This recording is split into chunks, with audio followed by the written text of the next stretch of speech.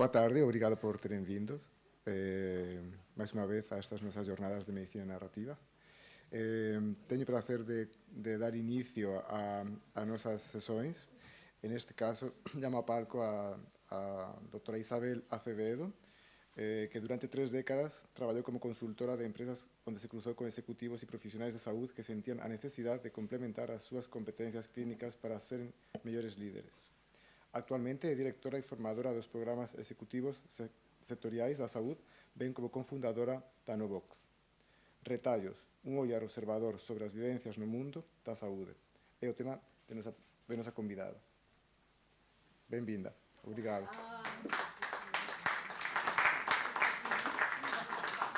O que é que uma consultora está aqui a fazer?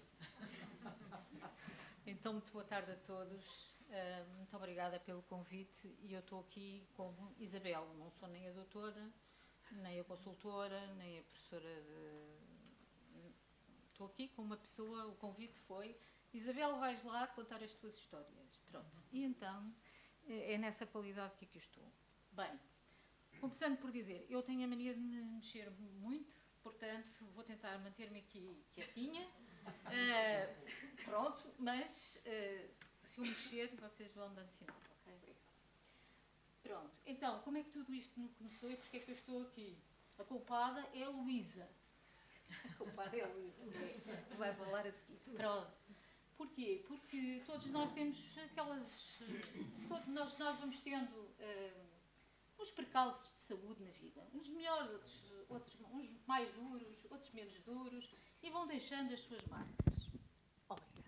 Estamos online. Aqui já estamos online. Eu já estou ok. A mensagem já está. Muito bem. Eu não quero é criar aqui feedback com os 2 microfones, está bem? Pronto, então, os percalços todos temos na saúde, eu também tive os meus, não são melhores nem piores, são os que foram. E senti-os da minha maneira e, portanto, sem preconceitos, sem nada, há com certeza aqui pessoas que e lidam com pessoas com experiências muito mais difíceis e muito mais duras. Mas o objetivo do meu convite aqui foi trazer-vos aqui a manta de retalhos. E então, porquê é que eu chamei a isto de manta de retalhos? Isto foi o melhor que eu arranjei da fotografia de uma manta de retalhos que a minha avó fez. E então é o quê? Esta manta? Porque as memórias são de facto certos que nós vamos captando. E quando há uma experiência, ou 2 ou 3, nós depois, quando voltamos a essa experiência, essas memórias vão surgindo de formas muito diferentes, em cores diferentes ou em nuances diferentes. E, portanto, todas as histórias que eu trago hoje para partilhar convosco, se calhar não correspondem exatamente àquela realidade, mas é a forma como eu fui fazendo a interpretação e o tratamento daquela realidade. Pronto, portanto, só para contextualizar, a história que eu vos trago hoje tem a ver com uma Isabel há 30 anos, quando fiz uma fratura de D12 e fiquei muito próximo de ficar paraplégica.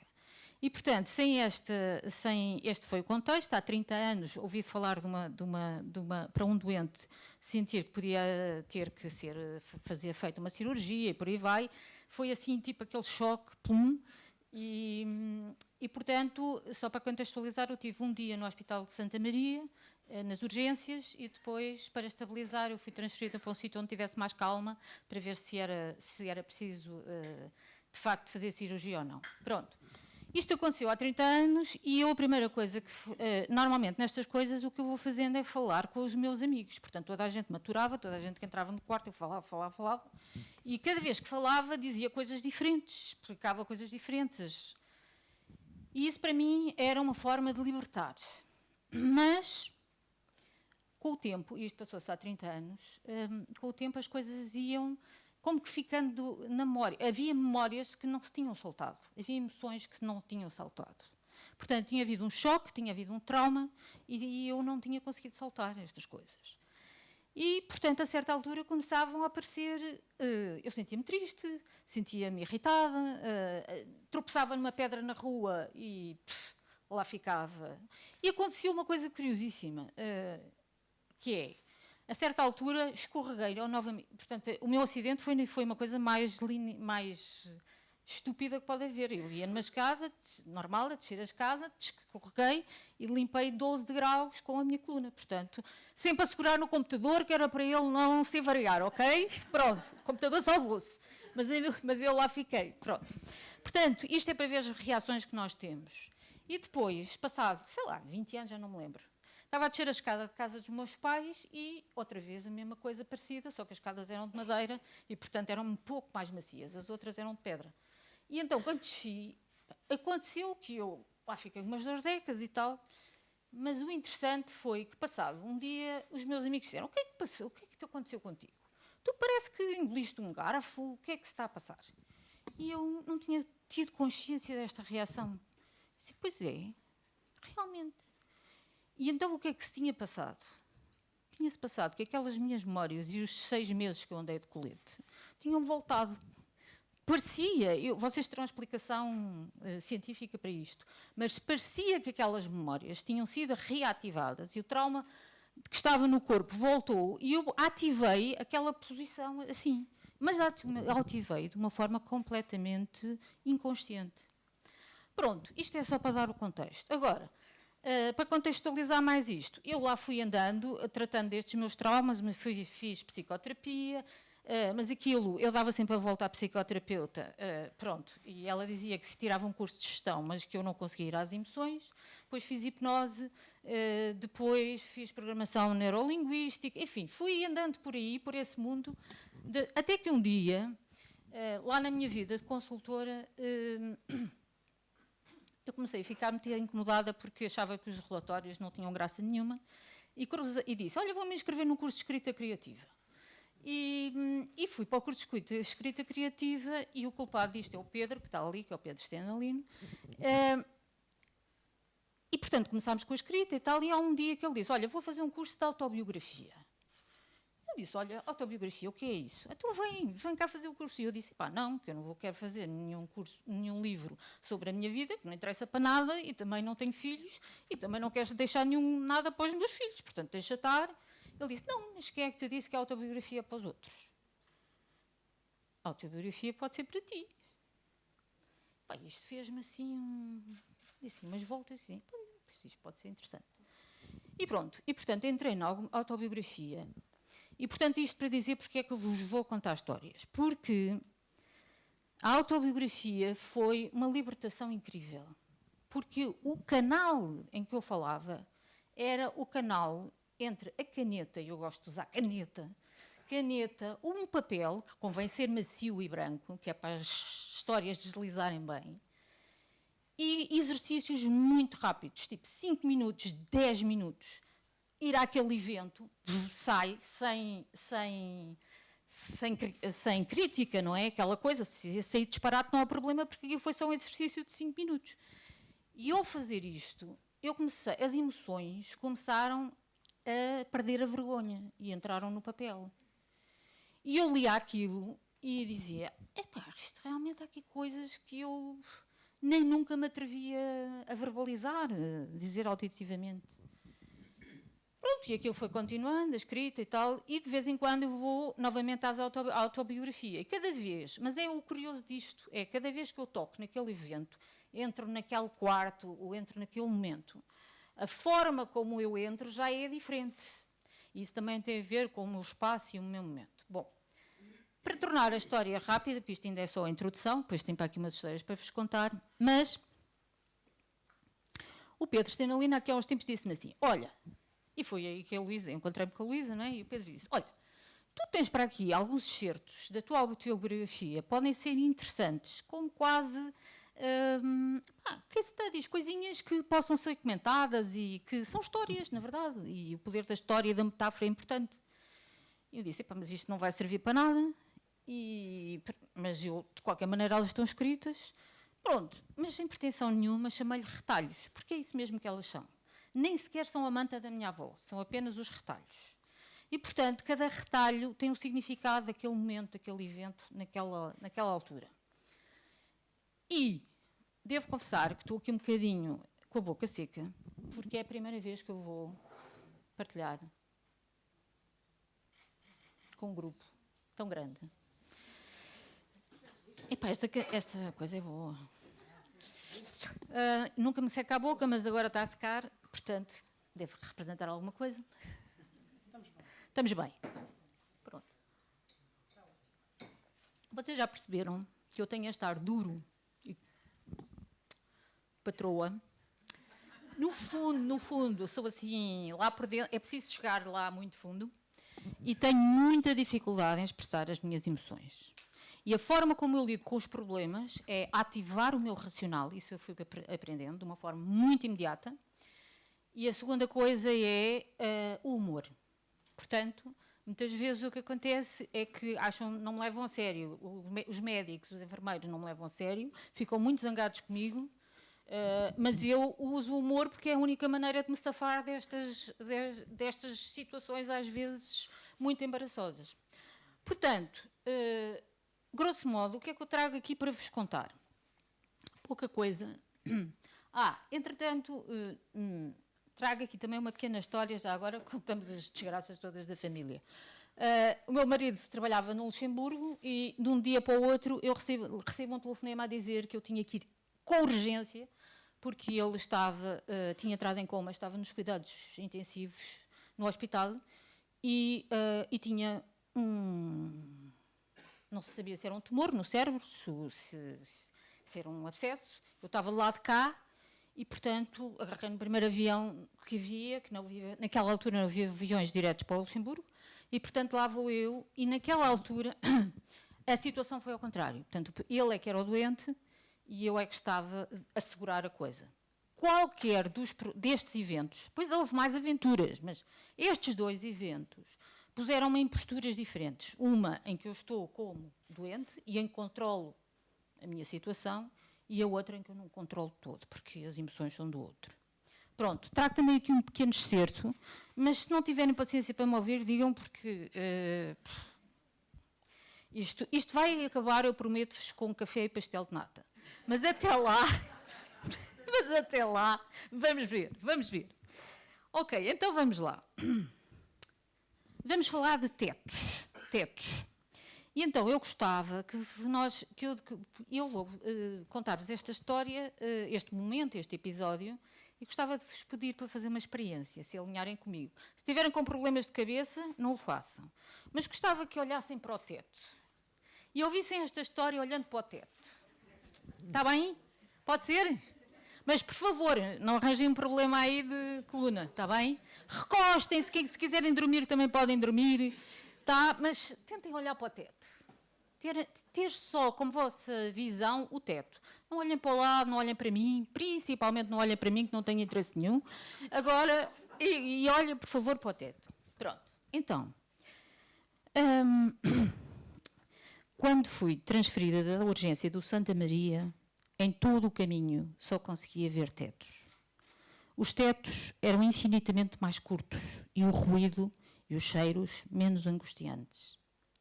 Pela primeira vez senti o sossego para enfrentar o que aí vinha. O teto branco, intercalado com as lâmpadas fluorescentes, fugia rápido e deixava-me tonta. Fechei os olhos, senti que tinha abrandado a velocidade ao entrar na porta do quarto. Transferiram-me, com cuidado, da maca para a cama. Olhei para a esquerda e para a direita. O quarto pareceu-me pequeno. A cama, articulada, estava imóvel e em posição plana.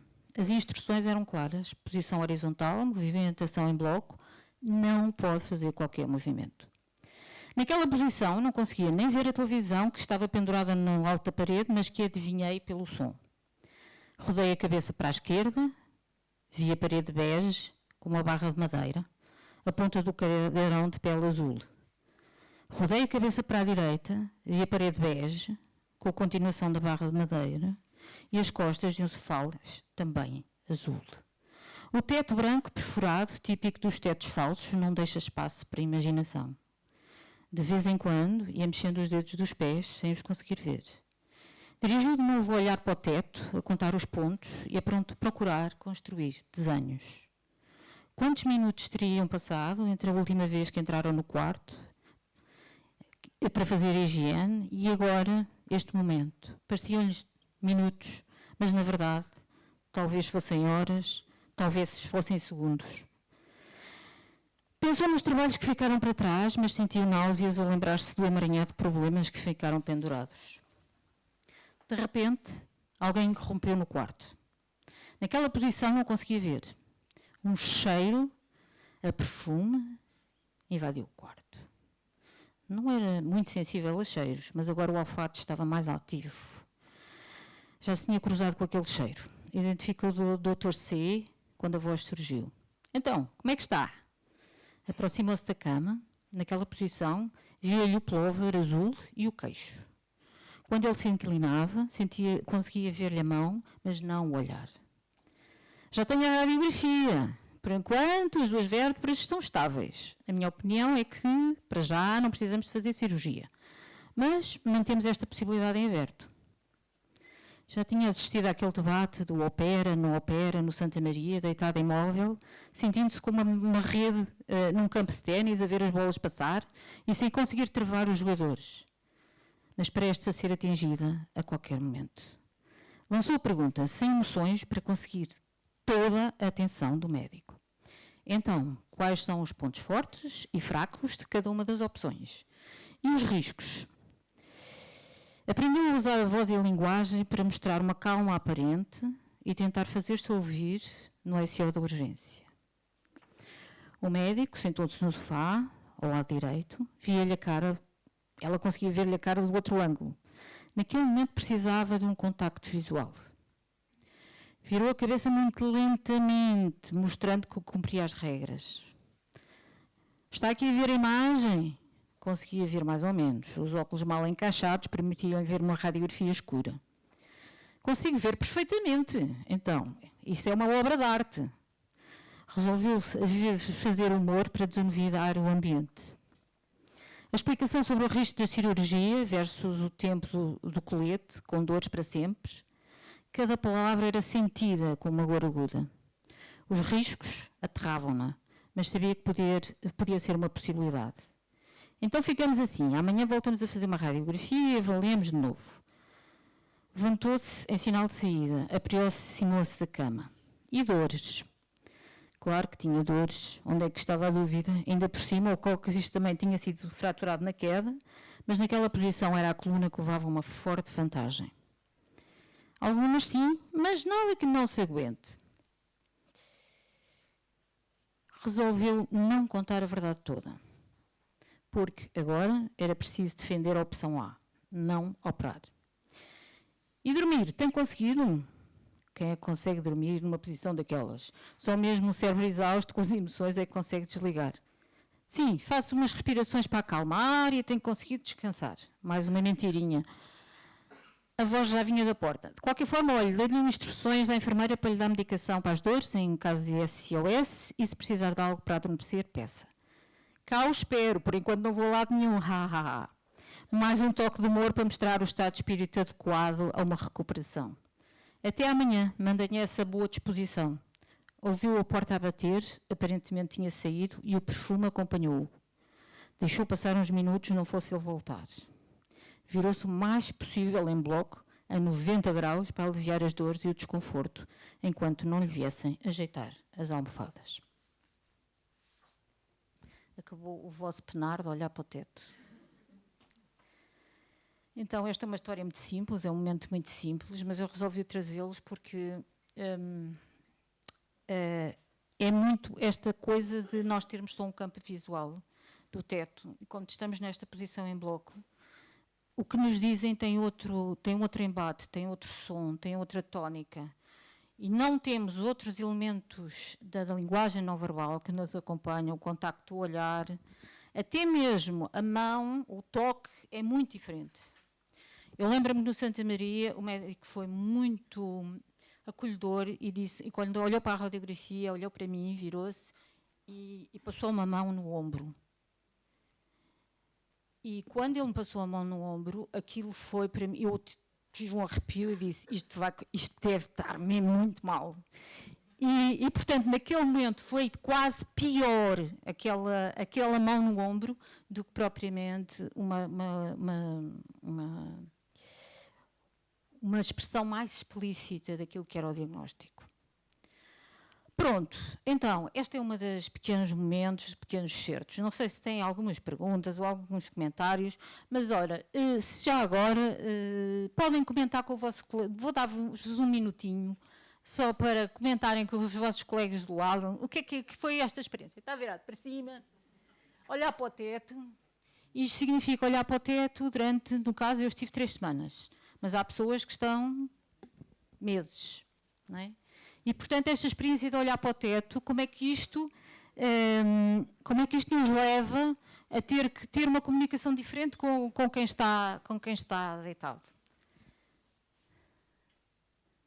Perguntas, questões, comentários?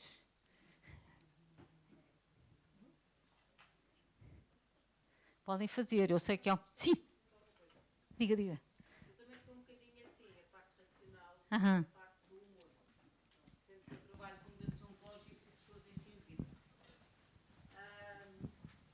Estava aqui a pensar se teria sido melhor ou pior se o médico se tivesse sentado, se tivesse mostrado, portanto, mais ao nível o possível dentro do campo visual, e tivesse com o tempo perguntado: como é que está? Como é que se sente? O que é que poderia vir daí? Já não vinha se calhar o humor, já não vinha se calhar essa defesa, e se calhar vinham as emoções em catadupa. Pois, quer dizer, lá está a tal coisa. O objetivo destes textos é precisamente cada pessoa tem uma reação diferente, e eu própria terei em contextos muito diferentes. Eu sei que, por exemplo, uma das coisas que me afligiu muito foi quando eu estava em bloco deitada e tinha 2 médicos, ainda no Santa Maria, nas urgências eu tinha 2 médicos, um do lado do meu direito e outro do esquerdo. E eles estavam a falar assim, e às vezes falavam para mim, e um dizia: oh, Isabel, isto se calhar vai ser para operar. E o outro dizia: não, vamos esperar mais um tempo a ver se isto estabiliza. E o outro dizia: E, portanto, e eu só dizia: bom, mas ok, vocês é que são os médicos, portanto, vejam lá o que for melhor para a coisa que eu tenho para aqui. Eu naquele momento estava, talvez, ok? Por isso é que isto é interessante, porque dá para discutir imenso. Eu estava em modo racional. E eu sei que para me defender, eu ligo um modo racional. E aquilo dura durante muito tempo. E esse durar muito, muito tempo significa que só depois, muitas vezes, já de eu estar em fase de recuperação, é que vou down e aí fico. Agora, cada pessoa é uma pessoa, cada momento é um momento. E eu acho que aqui, para o tema que temos aqui em cima da mesa, é precisamente esta questão, que é, naquele momento e naquele contexto, como é que a pessoa que está do outro lado nos consegue perceber o que é que está daquele lado. Eu diria que o médico fez muito bem naquele momento, naquele registro, porque era o registro que eu estava a precisar, que era um registro o mais racional possível. E se calhar se ele viesse como o outro, tocar-me e tal, eu rejeitava aquilo, porque não era isso que naquele momento fazia sentido. Mas isto só mostra que cada pessoa tem quer dizer, e se não houver esta sensibilidade para ouvir, perceber quem está do outro lado, podemos achar que estamos a aplicar uma receita certa e na verdade ela depois não é certa naquele momento e naquele contexto. É a única coisa que pode passar pelo espírito. Diga, Luísa. Isabel, tu uma vez leste um texto que eu achei muito forte e que eu acho que é muito pertinente, que é aquele que falava sobre... Já vou contar. É o próximo. É o próximo. Chama-se Conversas. Sim. Eu sou médica, sou cirurgiã pediátrica. Trabalhei por 40 anos na Estefânia, agora reformei-me. Também não é preciso tanto, ouve lá. Pronto, e sou o mais possível, e estou aqui porque sou o mais possível a favor da parte humana da medicina. A ciência faz imensa falta, com certeza que sim, mas acho que o sal, ou digamos o ingrediente que faz a diferença na nossa atuação, é exatamente a parte humana, é o toque, pronto, na pediatria, é o colo, é isto, é aquilo, é aquilo outro, aliás, pronto. Agora, a minha pergunta foi, portanto, na altura inicial, sobre muito bem o racional. É isso, Exato. Posteriormente, o contacto humano soube-lhe muito bem também. Claro, Portanto, já vou temos contar essa completamente história. diferentes. Não, é que tal história. pois, é que é isso que eu acho que é giro, quer dizer, que é importante, porque eu lembro-me perfeitamente de uma mãe, portanto, isto são situações muito extremas, não é? De um grande, enormíssimo queimado que nós recebemos lá na Estefânia, e eu trabalhei durante muitos anos nessa área, e realmente eu tive uma conversa com a senhora, quer dizer, eu nunca consegui pintar um quadro preto aos doentes, por mais que achasse que aquilo ia ser muito complicado. Portanto, podia ser assim um bocadinho acinzentado, mas levava assim uma pinçadela de cor-de-rosa, porque eu acho que se a pessoa perde a esperança, se o doente perde a esperança, se a família perde a esperança, é o fim. E, portanto, acho muito mal. E, passado muitos anos, ela disse-me, olha, sabe porque é que eu lutei pelo meu filho como eu lutei? Por causa da conversa que teve comigo no primeiro dia. Lembra-se eu... Já não? De todo. Pronto, isto realmente, no fundo, é para corroborar um bocadinho esta parte, a parte humana, quer dizer, pormos nos sapatos dos outros e realmente não falarmos só, a meu ver, isto é a minha opinião, atenção, e a minha experiência, que também já é um bocadinho longa, da parte científica, que somos todos brilhantes, cientistas brilhantes, mas não somos todos humanisticamente brilhantes. E, portanto, eu acho que é uma coisa que nós, a classe, não estou a dizer só médicos, portanto, as pessoas que trabalham com o doente, com a pessoa que está fragilizada, realmente acho que é um componente extremamente importante, e daqui a bocadinho, aqui com a Luísa, isso já vamos falar de outras coisas, que eu também acho que são fundamentais, não só para o doente, como para quem está do outro lado, do lado de cá também. Portanto, obrigadíssima. Ok, já agora só no complemento e fazendo esta conexão às conversas, eu, por exemplo, assumia 2 papéis. Com o médico eu tentava ser o mais racional possível, porque acho que era a forma de eu conseguir manter a relação. Depois, quando eu descarregava, ou com o qual eu tinha conversas, eram depois com as pessoas que andavam mais à minha volta. E isto tem a ver com o pressuposto da minha cabeça, que é, com o médico falas racional, com os outros, com as outras pessoas que estão à tua volta, podes-te queixar e etc. Portanto, mais um modelo que eu tinha na minha cabeça, mas era uma forma de me defender. Bem, então vamos às conversas. É o texto que a Luísa pediu.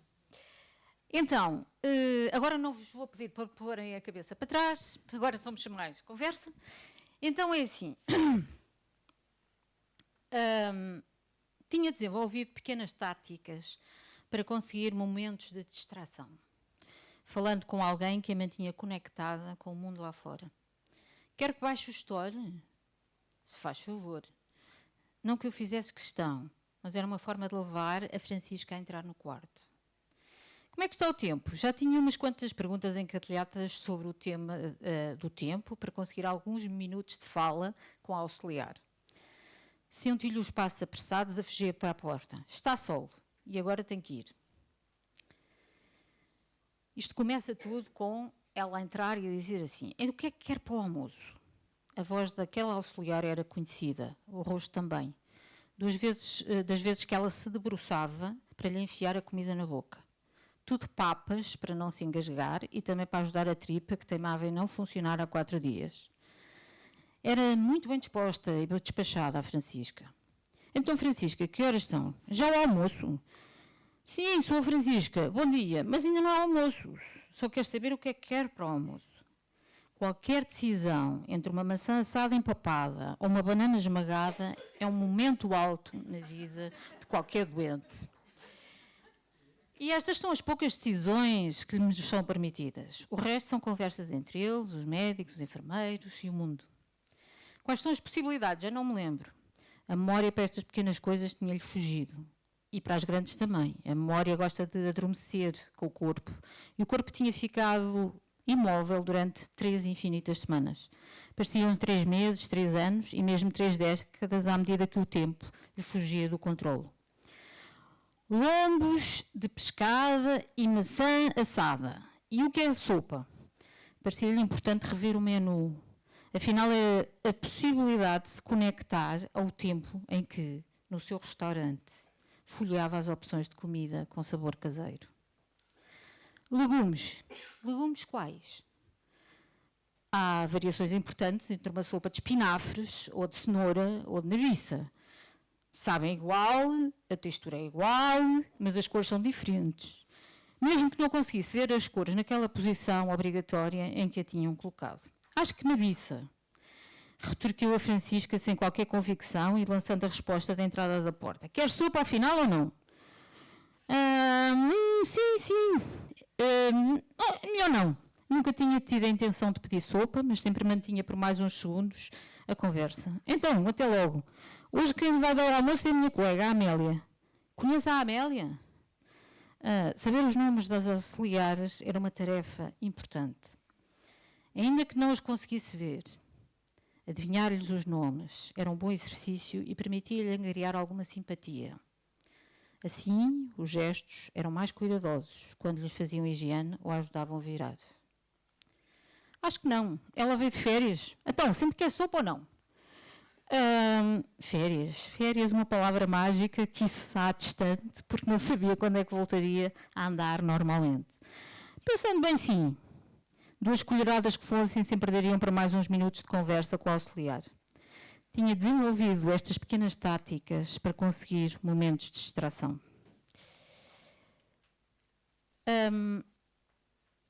Pensou se ainda lhe poderia pedir para ajeitar a almofada. Sim ou não, melhor não. Ela estava de saída e era melhor não abusar. Então até amanhã, mas já não teve resposta. Respirou fundo, aliviou a pressão nas costas, 1 milímetro, a imaginar-se de férias e a sentir o sol quente nas costas. Pronto, esta é outra versão da coisa. Portanto, quando me falavam, não é, com o médico era aquela coisa, não é, e com as pessoas, outras pessoas que andavam ali à minha volta e que faziam parte da minha companhia, e perguntam-me, então, e não tinhas amigos e pessoas que lá iam? Claro, um dia entraram lá 20 para a porta dentro, porque eram os colegas e que uns estrangeiros e tal. Tudo isto são... nós precisamos às vezes de estar... Eu precisava de estar tranquila. E nos momentos em que precisamos falar com alguém, eles não estão lá. E, portanto, está lá a auxiliar, está lá a enfermeira, que tem outras coisas para fazer e a gente quer conversa, não é? Eu desenvolvi estas táticas de ir fazendo perguntas e por aí vai.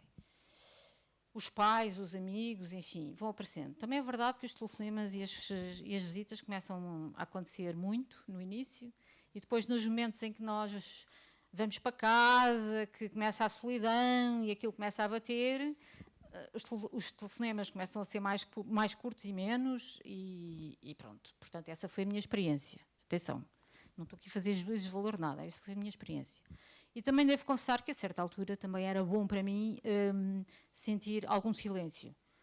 Mas eram de facto as pessoas, às vezes aquele ruído cotidiano é tão bom, o sentir os tachos, as panelas, aquelas coisas que nos lembram o dia-a-dia, não é? Até os cheiros da comida, por muito que seja comida do hospital e que não tenha aquele cheiro, mas efetivamente e eu as auxiliares e os enfermeiros utilizavam-os muito como elemento de conexão com o mundo.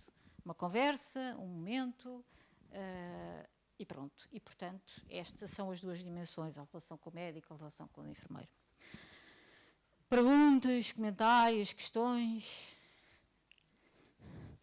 Olha, eu tenho aqui mais um que é silêncios, mas acho que este chama-se silêncios e esta passou-se no Luxemburgo. Que horas são? Não sei se ainda tem pachorra para maturar. Tem 10 minutos? Então vamos embora? Vai. Então vá lá. Esta foi a tal que se passou no Luxemburgo e esta é curiosa porque se passou com uma língua estrangeira, num país estrangeiro. Eu arranhava o francês, o médico arranhava o francês... porque era luxemburguês e, portanto, a certa altura a gravidade da coisa estava ainda por cima aqui atrapalhada com a língua. Bom, portanto, o nome disto é Silêncios. Então, a noite tinha sido estranha. Esperou 8 horas para ligar sem resposta e insistiu. A cabeça e o coração e as entranhas nos diziam-lhe que algo grave tinha acontecido. Acelerou até ao hospital. A cama dele estava vazia. Procurou o olhar de alguma enfermeira conhecida. Encontrou o olhar de uma enfermeira desconhecida. Madame? Se com a pergunta era, Alguém falou consigo. E fez silêncio. Talvez um segundo, talvez um minuto, talvez uma eternidade. Não ouviu mais nada, apenas sentiu as forças a abandonarem-lhe o corpo. Uma outra enfermeira, de olhar conhecido, apareceu a correr e falou-lhe em francês, lentamente e num tom sereno. O senhor sentiu-se mal esta noite, teve de ir de novo para o bloco, está a recuperar agora nos cuidados intensivos, mas o doutor vem já falar consigo, explicar-lhe toda a situação. Não imaginou que o neurocirurgião viesse falar com ela, mas veio, e veio muito rapidamente. A enfermeira manteve-se ao seu lado, como que para a amparar. O doutor D apareceu apressado no corredor e explicou-lhe que durante a noite ele tinha tido um AVC hemorrágico massivo, consequência da primeira cirurgia. A enfermeira da noite interveio muito rapidamente e foi imediatamente assistido. As consequências do AVC eram ainda imprevisíveis. Vieram as imagens dos doentes com deficiências severas que permaneciam naquele piso. Fez silêncio. Olhou para o médico em silêncio. O Dr. D olhou para ela e disse que estava à disposição para lhe dar qualquer informação, a qualquer momento. Se eu não estiver por aqui, falo com a minha secretária. Tudo isto é em francês. Disse à enfermeira para acompanhar os cuidados intensivos. Assim, falaria diretamente com o médico de lá. Não é a hora da visita, mas vá ver como ele está. Apeteceu-lhe abraçar o Dr. D. Ali as minhas emoções. Mas não conseguiu. Balbuciou. Merci. A médica do serviço informou que ele estava estável, com alguma insensibilidade do lado esquerdo, e tinha ido fazer um TAC. Avistou-o no regresso do ataque e agarrou-lhe a mão. Ele só balbuciava. Que susto, que grande susto. Senti que ia, foi um susto. A cama passou à porta dos cuidados intensivos. A enfermeira tranquilizou-a e disse-lhe que ele está a recuperar bem, está consciente, agora ficará 2 ou 3 dias nos cuidados intensivos. Pode voltar ao final da tarde para a visita, já sabe o procedimento, são 10 minutos. Procure descansar. E ofereceu-lhe um sorriso. Não saiu da área do Hospital Central do Luxemburgo. Precisava do ar. Passou o dia no parque de estacionamento, sentado no banco de cimento, rodeada de carros, esperando um sinal. O sinal trazido pelas nuvens cinzentas que corriam rápido, ou pelos corvos que sobrevoavam em bando o hospital, ou pela chuva miudinha que ensopava devagarinho. Estava ali há horas, sem conseguir ler, sem conseguir responder às chamadas, sem ter sede ou fome, apenas a aguardar um sinal. Agora era esperar com fé para que as consequências fossem controláveis. Confiava no Dr. D, confiava na equipa e que conforto sentir que eles estavam acessíveis. Perguntou a Deus porquê, perguntou ao universo porquê, mas a memória teimava em trazer-lhe as imagens de um jovem internado na neurocirurgia paralisado por um acidente de moto. Os pais que choravam de alegria a ver progressos. Os progressos de mexer uma falangeta do dedo mindinho. O céu não conseguia dar resposta aos imprevistos da vida. Respirou fundo, olhou de novo o céu, os corvos voaram alto e saíram do campo de visão. Alguns raios de sol conseguiram furar as nuvens. Era a hora da visita.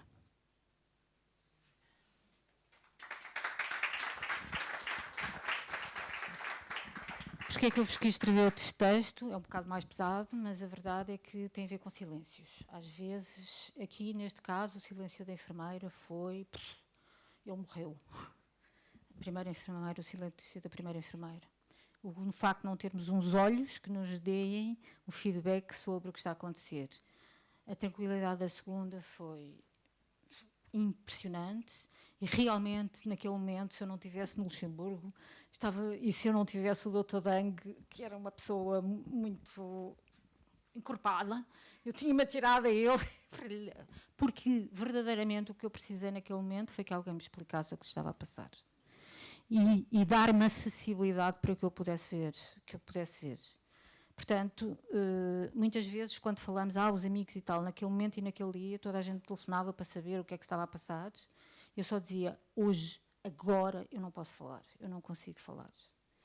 E é isto. Eu lembro-me, por uma razão qualquer estranha, eu tinha pegado, antes de ir para o Luxemburgo, tinha pegado num livro do Dalai Lama sobre a vida e a morte, e foi a única coisa que eu consegui ter ao meu lado. Não que eu tenha nenhuma religião especial, mas foi alguma coisa, e eu olhei para ali, folhei algumas páginas, e pronto, e foi isto.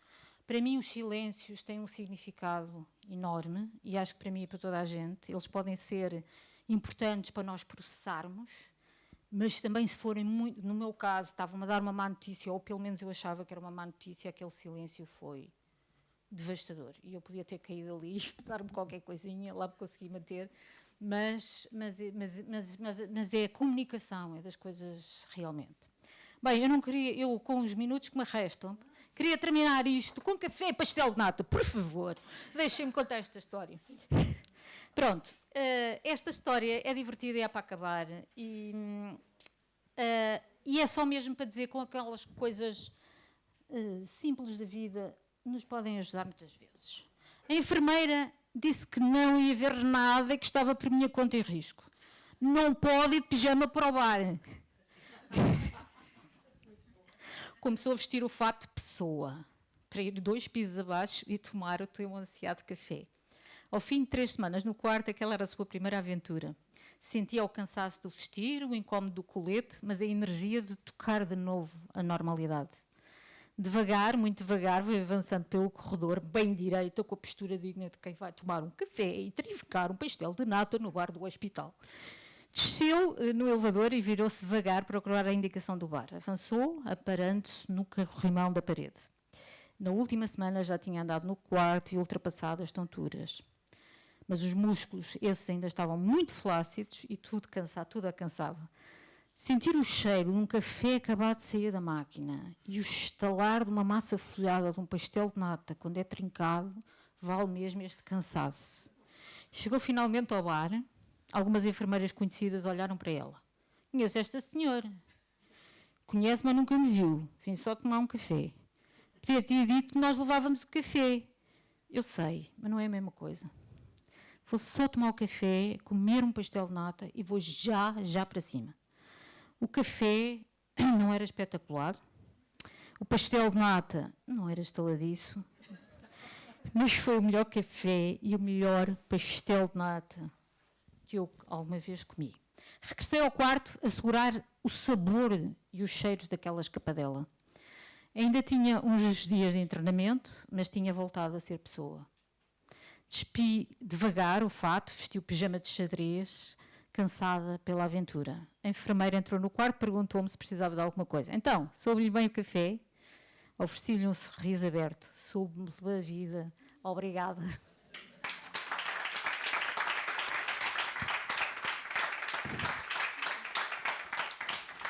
E pronto, olha, são as minhas histórias, há muitas mais, mas isso também não interessa nada aqui por acaso. Isto, vocês logo veem se isto pode servir para alguma coisa. Ou...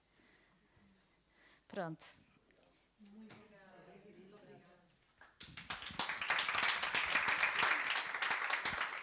Vou beber água, que isto não é fácil contar histórias da minha vida. Ainda tem mais um bocadinho. Pronto. Incrível. É isto? A ideia era essa. A ideia era, quer mais um bocadinho? A ideia era essa. Era, claro, sim. Mas uma coisa é nós dizermos que vimos fazer, outra coisa é ter perante uma audiência a contar as histórias da nossa vida. Não, e isto foi uma estreia, Isabel, não é? Isto foi uma estreia. Sim. Pronto. Isto foi uma estreia. Os retalhos da Isabel, foi a primeira vez. É verdade, os meus retalhos estão todos em assim. Eu agora tenho uma coisa que... Vou só... Sim. Só dizer o seguinte, eu agora tenho uma curiosidade, que é, cada vez que eu vou ao hospital, a semana passada fui com o meu pai ao hospital, que ele foi mudar a pilha de pacemaker. Eu levo o meu caderninho, pronto. E que a coisa começa às vezes a aquecer, porque são 5 horas de espera, porque depois a pessoa começa a ficar com desmaio, e depois não sei o quê. E eu começo a fazer o relato daquela coisa no caderno, porque aquilo depois um dia pode ser... mais do que as emoções e não sei o quê, é relatar o que é que está acontecendo no momento. E depois surgem ali ideias. E é mais fácil do que eu estar ali a pregar contra toda a gente. Portanto, prego contra o caderno, digo uns disparates no caderno e pronto. Portanto, isto para dizer que os retalhos são isso mesmo. São coisas que eu vou escrevendo no caderno e que, se quiserem, olha, dá jeito. Às vezes... É claramente o efeito terapêutico. Para mim tem. Agora, depois cada um, à medida que nós vamos, depois o caderno fica lá em casa e um dia mais tarde a gente volta e diz, olha, durante o Covid fiz isso imenso. Bom, obrigada.